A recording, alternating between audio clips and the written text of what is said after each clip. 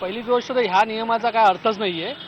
कारण ज्या वेळेला सरकारने सांगितलेलं का आम्ही 2 लाखापर्यंत तुम्हाला या व्यवहाराची सांगतो का काढू शकता तुम्ही, तर आता पुन्हा या लोकांनी आता नियम नवीन काढला आहे की हा नियम म्हणजे असा आहे की तुम्ही 4 टाईम फक्त ATM म्हणून पैसे काढू शकता.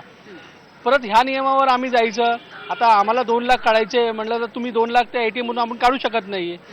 परत परत आम्हाला ती सवय लागली की आम्हाला परत बँकेमध्ये जावं लागणार आहे.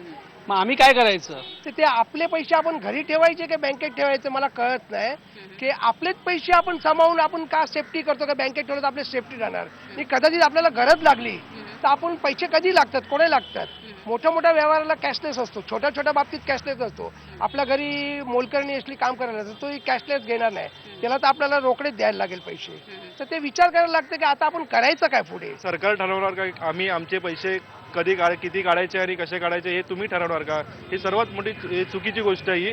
आणि आपल्याला दर आठवड्याला पैसे लागतातच लागतात. कॅश तर लागतेच घरी. म्हणजे छोटे मोठे जे व्यापारी आहेत त्यांना तर आपण कार्डने पेमेंट करू नाही शकत.